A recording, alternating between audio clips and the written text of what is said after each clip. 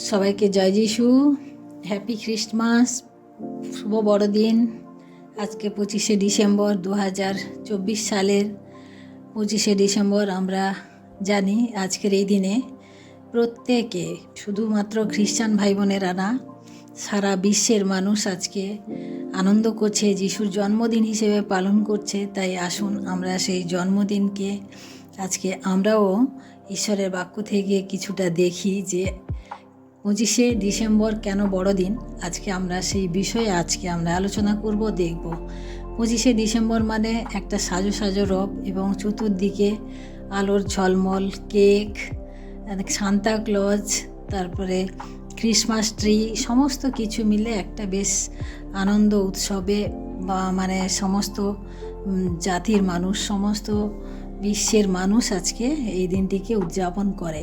তবে বিশেষ করে এই 25শে ডিসেম্বর কথাটি, অর্থাৎ 25 তারিখ, ডিসেম্বর মাসে 25 তারিখটাকে কেন বড়দিন বলা হয়, সেই নিয়ে আমি আজকে ঈশ্বরের বাক্য থেকে আজকে দেখব। আমরা জানি যে 25শে ডিসেম্বর আমরা প্রত্যেকে এই হিসেবে জানি যে আমাদের মুক্তিদাতার জন্মদিন, প্রভু যীশু খ্রিস্টের জন্মদিন।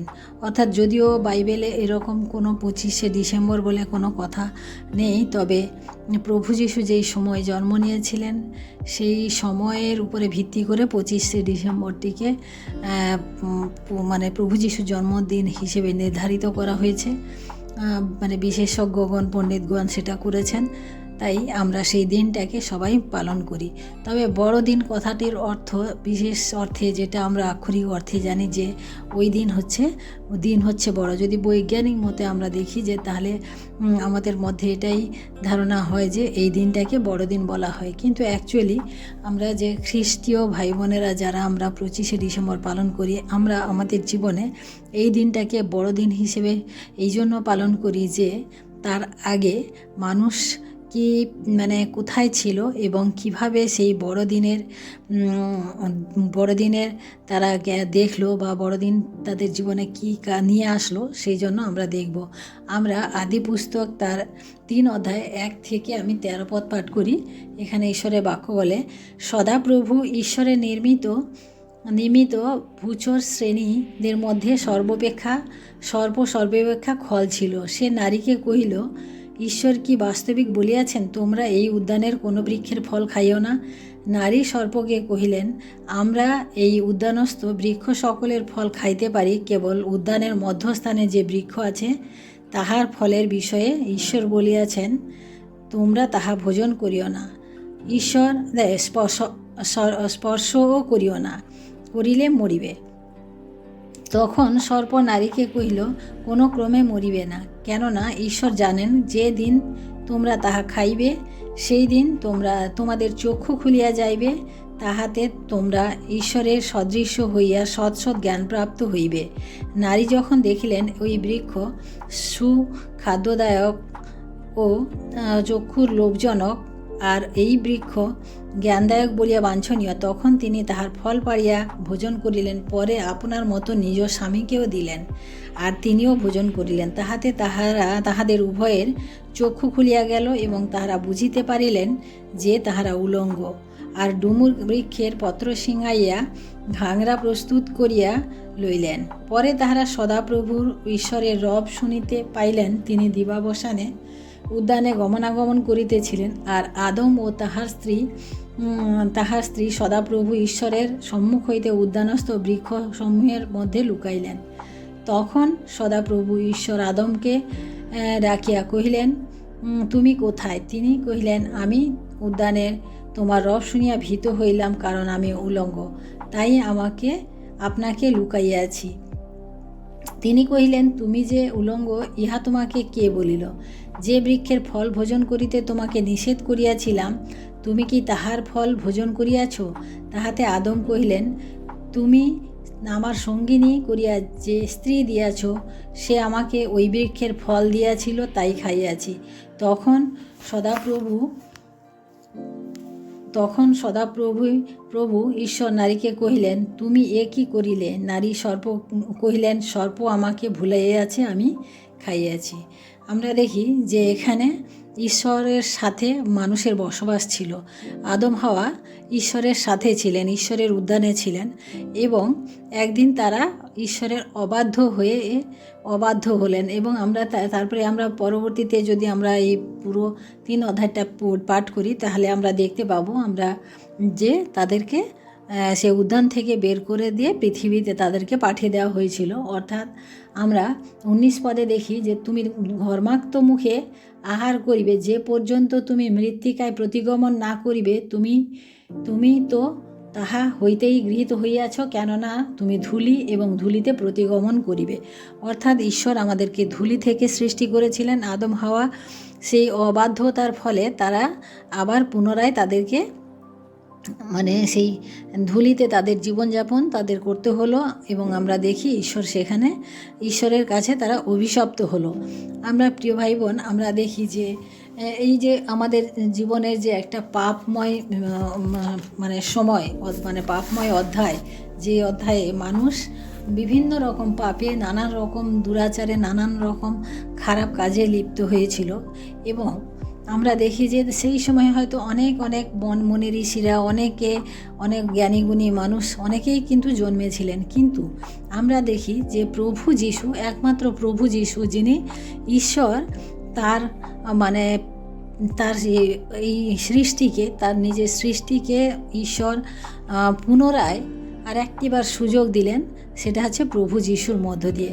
আমরা দেখি যে প্রভু যীশু সেই অন্যান্য মনীষীদের মতো নয়, কিন্তু তিনি একমাত্র ত্রাণকর্তা, জগতের ত্রাণকর্তা, পরিত্রাতা হিসাবে তিনি মানুষ বেশে জন্ম নিয়েছিলেন। আমরা যদি মথিলিখিত সুসমাচার তার 1 অধ্যায় 20 থেকে 23 পদ পাঠ করি, তাহলে আমরা দেখব, আমি পাঠ করি আপনাদের জন্য মথিলিখিত সুসমাচার 1 অধ্যায় 20 থেকে 23 পদ। এখানে ঈশ্বরের বাক্য বলে,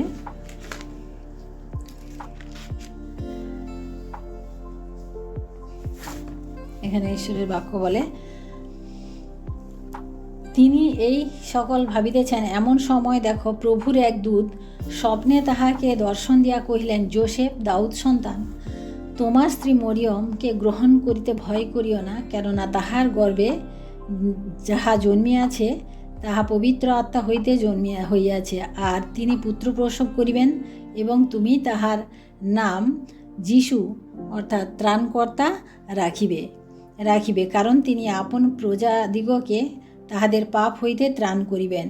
এই সকল ঘটিল যেন ভাববাদী দ্বারা কথিত এই বাক্য পূর্ণ হয়। দেখো, সেই কন্যা গর্ভবতী হইবে এবং পুত্র প্রসব করিবে, আর তাহার নাম রাখা হইবে ইম্মানুয়েল। অনুবাদ করিলে ইহার অর্থ আমাদের সহিত ঈশ্বর। আমরা যেশায়া ভাববাদের পুস্তকে তার 7 অধ্যায় 14 পদে, যেটা প্রভু যীশু আসার 700 বছর আগে যে ঘটনাকে উল্লেখ করা হয়েছিল, যে এরকম একজন আসবেন যে আমাদের মানব জাতিকে পরিত্রাণ করবেন, এবং যিনি কুমারীর গর্ভে জন্মগ্রহণ করবেন। তাই আমরা দেখি যে আমাদের সেই 25শে ডিসেম্বর, সেই দিনটাকে এই কারণে বড়দিন, যে আমাদের যখন আমরা পাপে অবাধ্যতায় পতিত হয়েছিলাম, যখন ঈশ্বরের থেকে দূরে চলে আসলাম, তখন আমাদের জীবনে মৃত্যু, অর্থাৎ মৃত্যুর একটা সীমা, সময়সীমা বাধা হয়ে গেছিল, যে আমরা একটা নির্দিষ্ট সময়ের পরে আমাদেরকে মৃত্যু হবে, সেই ধুলাতে প্রতিগমন করতে হবে। অর্থাৎ এইভাবে আমাদের জীবন চলছিল। আমাদের জীবনে সময় খুব অল্প হয়েছিল, খুব ছোট হয়েছিল। তাই আমাদের প্রভু যীশু যখন সেই 25শে ডিসেম্বর জন্ম নিলেন, যে দিনটিকে আমরা প্রভু যীশু জন্মদিন বলে মানি বা বড়দিন বলে মানি, সেই দিনটাকে এই কারণেই বড়দিন বলা হয় যে তারপর থেকে আমাদের জীবনে আর কোনো দিন ছোট হয়নি। আমাদের সে অনন্ত জীবন, যে দিন শেষ হয় না। তাই আমাদের এই কারণে আমরা 25শে ডিসেম্বরকে আমাদের বড়দিন বলা হয়। বিজ্ঞানীরা মনে করে যে ওই দিনটি থেকে দিন বড় হওয়া শুরু করে। যদি ওই দিনটি থেকে বড় হওয়া শুরু হতো, তাহলে তারপরে থেকে প্রত্যেকটা দিনই বড় হতো, কিন্তু সেরকম কিছু নয়। তাই আমরা যে বাক্য আজকে দেখলাম, যে আমাদের জীবনে আমরা যখন ঈশ্বরের অবাধ্য হয়েছি, তারপরেই আমাদের জীবনকে আবার পুনরায় আর একটিবার ঈশ্বর সুযোগ দিলেন, যেন আমরা সেই পাপ থেকে পরিত্রাণ পাই, পাপ থেকে মুক্তি পাই। তাই আমাদের আমাদের প্রভু যিশুর জন্ম হলো এবং সেই জন্মকেই আমরা বড়দিন হিসেবে আমরা মানি। আমরা লুক লিখিত সুসমাচার তার 2 অধ্যায় লুক লিখিত সুসমাচার তার 2 অধ্যায় 10 থেকে 11 পদ আমি আপনাদের জন্য পাঠ করি। এখানে ঈশ্বরের বাক্য বলে 10-11 পদ আমি পাঠ করছি। আর তখন দূত তাহাদিগকে কহিলেন, ভয় করিও না, কেননা দেখো আমি তোমাদিগকে মহা আনন্দের সুসমাচার জানাইতেছি। সেই আনন্দ সমুদয় লোকেরই হইবে, কারণ অদ্য দাউদের নগরে তোমাদের জন্য ত্রাণকর্তা জন্মিয়াছেন। অর্থাৎ আমাদের জন্য যে ত্রাণকর্তা, অর্থাৎ আমাদেরকে উদ্ধারের জন্য যে ত্রাণকর্তা মুক্তিদাতার জন্ম হয়েছিল সেটা হচ্ছে 25শে ডিসেম্বর। কারণ এই 25শে ডিসেম্বর ঈশ্বরের ভবিষ্যৎবাণী পূর্ণ হয়েছিল, যা 750 বছর আগে হয়েছিল। আমরা মথিলিখিত সুসমাচার তার 1 অধ্যায় 20 থেকে 23 পদে আমরা দেখলাম যে কিভাবে ঈশ্বর কুমারীর গর্ভে সেই পুত্র সন্তানের জন্ম দিয়েছিলেন। কেন আমরা 25শে ডিসেম্বরকে বড়দিন হিসেবে পালন করব?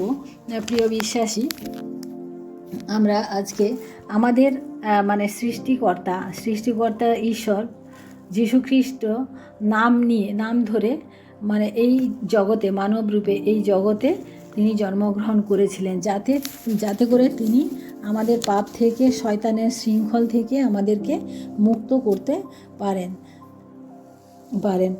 আর এই 25শে ডিসেম্বর প্রভু যীশু যখন জন্ম নিলেন, তখন মানুষের জীবনে দিনগুলি বড় হওয়ার সুযোগ এসেছিল সমগ্র জগতের কাছে, তাই এটিকে বড়দিন বলা হয়। প্রিয় বিশ্বাসীরা, আমরা আজকে যে 25শে ডিসেম্বর যে ভবিষ্যৎবাণী 25শে ডিসেম্বর সম্বন্ধে যে ভবিষ্যৎবাণী আগে পড়া হয়েছিল 750 বছর আগে, সেই ভবিষ্যৎবাণীকে আমরাও সেই 25শে ডিসেম্বর যিশুর জন্মদিনে পূর্ণ হতে দেখেছি। এই জগতে ঈশ্বরের পরিকল্পনা অনুসারে সমস্ত কিছুই হয়, আর তখনই এই পৃথিবীতে সব পাপ থেকে মুক্তি পাওয়ার এবং মৃত্যুর মতো যন্ত্রণা এবং দুঃখ কষ্টের হাত থেকে রক্ষা পাওয়ার সুযোগও এসেছিল মানব জাতির কাছে। তাই ঈশ্বরের পরিকল্পনা ছিল যীশু খ্রিস্টের মধ্য দিয়ে সমগ্র মানব জাতিকে পাপের পরিত্রাণ দেওয়া এবং মানুষের পাপের কারণে হারিয়ে যাওয়া সেই আশীর্বাদের মুকুট, যে আশীর্বাদের মুকুট আমরা হারিয়ে ফেলেছিলাম একদিন, সেটি যেন পুনরায় আমরা ফিরিয়ে পাই। তাই যীশু খ্রিস্টের জন্মের 750 বছর আগে যে ভবিষ্যৎবাণী করা হয়েছিল তা পূর্ণ করার জন্য এই জগতে 25শে ডিসেম্বর ত্রাণকর্তা রূপে প্রভু যীশু জন্মগ্রহণ করেছিলেন। আর এই দিন যেদিন প্রভু যীশু ত্রাণকর্তা রূপে জগতে এসেছিলেন, তাই সেই দিনই মানুষের জীবনে পরিত্রাণ নেমে এসেছিল। মানুষ যন্ত্রণা থেকে মুক্তি পাওয়ার সুযোগ এসেছিল, মানুষের অকাল মৃত্যু থেকে রক্ষা পাওয়ার সুযোগ এসেছিল। তাই এই দিনটিকে বড়দিন হিসেবে পালন করা হয়। বড়দিন বৈজ্ঞানিক ভাষায় সেই দিনটি শুধু বড় নয়, সেই দিন থেকে দিন বড় হয়ে যাওয়া নয়, বড়দিন পরিত্রাণের বা উদ্ধারের দিন। তাই আসুন আমরা আজকে সেই বড়দিনকে আমাদের মুক্তিদাতা ত্রাণকর্তা যে প্রভু যীশু আমাদের জীবনে এই দিনটিকে নিয়ে এসেছেন, তার জন্য আমরা ঈশ্বরকে অনেক অনেক ধন্যবাদ করি, কারণ তিনি আমাদের জীবনের সেই পরিত্রাণের পথকে তিনি পরিষ্কার করেছেন, তিনি পরিত্রাণের পথ দেখিয়েছেন, তিনি উদ্ধারের পথ দেখিয়েছেন। কারণ আমরা অনেক খারাপ অবস্থায় ছিলাম, আমরা নরকে ছিলাম, কিন্তু সেই নরকের যন্ত্রণা থেকে তিনি আমাদিগকে উদ্ধার করেছেন। তাই আসুন আমরা আজকে ঈশ্বরকে ধন্যবাদ দিই যে আমাদের জীবনে এই বড়দিন যেন আজকে শুধু 25শে ডিসেম্বর নয়, আমাদের জীবনে যেন বছরের প্রতিটি দিন যেন আমাদের জীবনে বড়দিন হয়। কারণ আমরা ঈশ্বরের পরিত্রাণ একদিনের জন্য নয়, আমরা প্রতিদিন যেন সেই পরিত্রাণ নিই। এবং বিশেষ করে আমি প্রিয় ভাই বোনদের, যারা আমার খ্রিস্টীয় ভাই বোনেরা রয়েছেন, আমি তাদের কাছে বলবো যে আপনারা এই বড়দিনের সুসমাচার, এই প্রভু যিশুর জন্মের বার্তা আপনারা প্রত্যেককে দেন, যারা এখনও জানেনি, যারা এখনও পরিত্রাণের স্বাদ পায়নি, যারা এখনও পরিত্রাণের জন্য এদিক থেকে এদিক, এ প্রান্ত থেকে ও প্রান্ত ছুটে বেড়াচ্ছে, তাদেরকে কাছে গিয়ে বলুন যে আমাদের ঈশ্বর প্রভু যিশু আমাদের পরিত্রাতা, তিনি আমাদের মুক্তিদাতা, তিনি একমাত্র পথ এবং সত্য যা আমরা পেয়েছি। সেই আনন্দ, সেই পরিত্রাণের আনন্দ, পরিত্রাণের শান্তি যে পেয়েছি আমরা, সেটাও আমরা যেন অন্যের কাছে তুলে ধরি। তাই আসুন আমরা প্রার্থনা করি।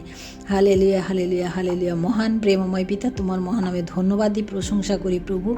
আজকের এই সুন্দর দিন প্রভু, সেই তোমার জন্মদিন প্রভু, আমরা প্রতি বছর এই দিনটিকে প্রভু তোমার জন্মদিন হিসেবে পালন করে আসছি প্রভু। শুধু প্রতি বছর নয় প্রভু, তুমি এই আমাদের জীবনে তুমি প্রতিদিনই প্রভু জন্ম নাও প্রভু, এবং আমাদেরকে প্রভু সেই পরিত্রাণ, যে মুক্তি, যে আনন্দ তুমি দিয়েছো প্রভু, সেই মুক্তি এবং পরিত্রাণ, সেই আনন্দ আমরা যেন হারিয়ে না ফেলি প্রভু, আমরা যেন বিচলিত না হই প্রভু, কারণ তুমি সেই মুক্তিদাতা, পরিত্রাতা ঈশ্বর।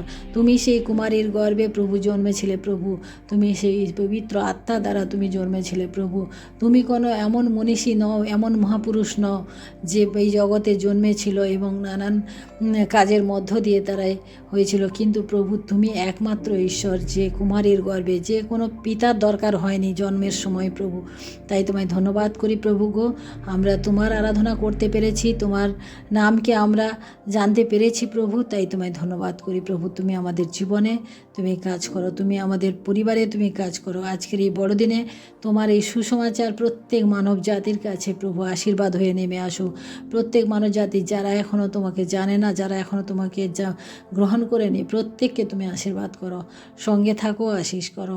প্রত্যেকে আনন্দ অনুষ্ঠানে যেন কোনো বিঘ্ন বাধা না হয়, প্রত্যেকে যেন সুন্দরভাবে তোমার বড়দিন উদযাপন করতে পারে, তাই আশীর্বাদ করো প্রভু। কোনো অঘটন, কোনো দুর্ঘটনা, কোনো কিছু যেন মানব জীবনে না আসে প্রভু। ধন্যবাদ করি, সমস্ত মহিমা, গৌরব, প্রশংসা তোমাকে দিয়ে এই বিনতি প্রার্থনা চাই আমাদের মুক্তিদাতা, ত্রাণকর্তা প্রভু যীশু খ্রিস্ট, তোমারই নামে, আমেন। সবাইকে জয় যীশু, হ্যাপি ক্রিসমাস। আর একবার সবাই আনন্দ করুন, সবাই ভালো থাকুন এবং প্রত্যেকে আনন্দের সুসমাচার দেন। জয় যীশু।